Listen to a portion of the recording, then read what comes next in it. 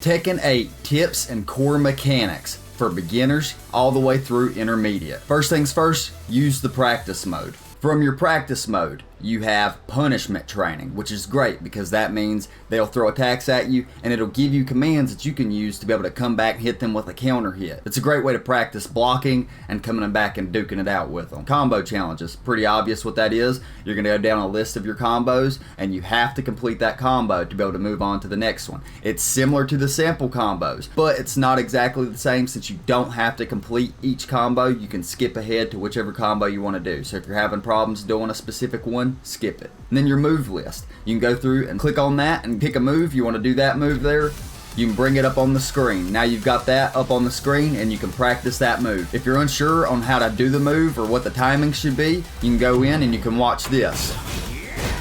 And now you know how to do it. And see, it even shows you the timing. If you are watching tutorials online, they will have the annotations down at the bottom on how to do these moves. A lot of times they will include numbers instead of the buttons. So you have 1, 2, 3, and 4, or X, Y, A, and B, or square, triangle, X, and circle. Just depends on whatever platform or controller you're using. And even if you're using a 6-button layout or 8-button layout like a fight stick, it's still 1, 2, 3, and 4. So it'll always be those first 4 buttons. Okay, so there's 2 things in this combo here. The cheap shot snap kick. It is forward AA or forward 3-3, whatever you want to call it. So there are brackets. The brackets mean that you have to do these extremely quickly. So I'm going to do forward AA, like forward AA. Forward AA, like super fast. And then the star that's shown in between those 2 buttons means that you don't have any inputs between those. So if you're still holding forward and you try to do it, it's not going to work. That is not the move. It will never work that way. You have to do forward and A and then A, but you have to do it quickly, like that. See, this one here is during my right stance, so we're going to go ahead and switch over to right stance, and then you have to do it quickly, A, B. So what I do is I just glide, boom. In your practice settings, you can change a lot of different things. You can change whether you're standing or laying down. That'll be face up or face down. You can change if you're up against the wall or you've got them up against the wall. It's a great way to practice all of your different things. So we're gonna go ahead and go against the wall. So I'm up against the wall now. I'm struggling, he's got me cornered. What do I do? So you can do something like this. Pow! So how did I do that? That is back, back, up, back, diagonal. So that would be this, and then that. So you have to do it kind of quick. But that is a good thing to practice and it can help you get out of some bad situations. Alright, so we've been knocked down. And there's a few different things that we can do. You've got your basic where you stand up and kick, where you do a low kick or a high kick. But that's not all that you can do. By pressing up, you stand straight up. By pressing back, you move kind of backwards when you get up. By pressing forwards, you roll forward, and by pressing down, it doesn't do anything.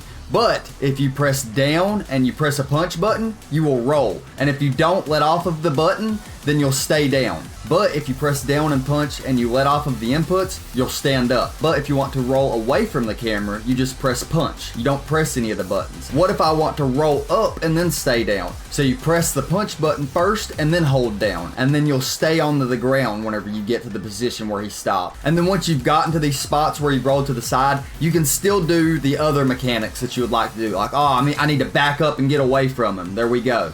Or we're gonna roll toward him. We need to close up some space. Bye-bye. But also make sure you're doing it with this button here in particular. Don't use this one because it doesn't do anything.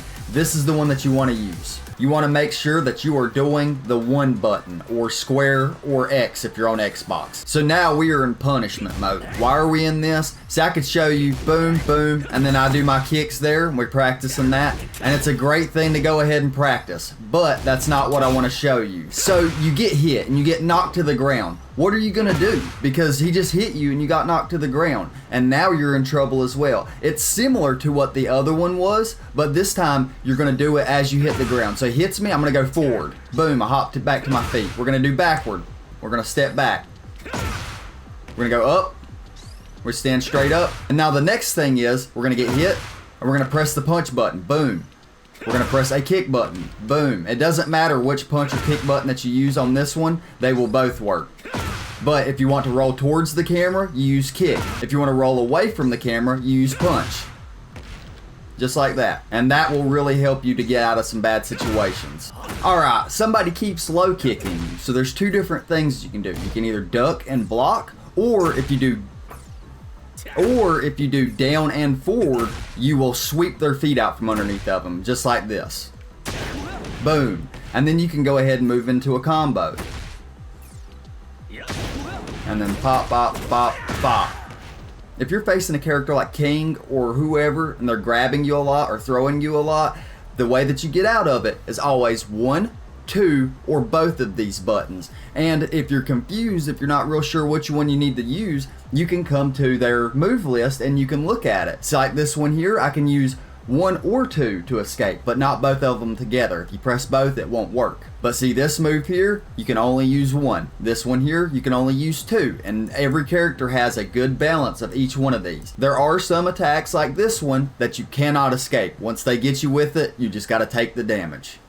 So, we see he's trying to grab me here. He's using more of his right hand. He's using that further out to grab. And whenever he grabs me, we're going to use my right hand to get away from it. So that is number 2. Boom, boom, breaking it every time. As soon as he grabs, boom, getting out of it. So this one here, he's grabbing with both hands forward at the same time. So that means you're going to use both your 1 and 2 at the same time to be able to escape. So otherwise he's going to do that. So let's do it. Boom, escape. Oh, boom, escape.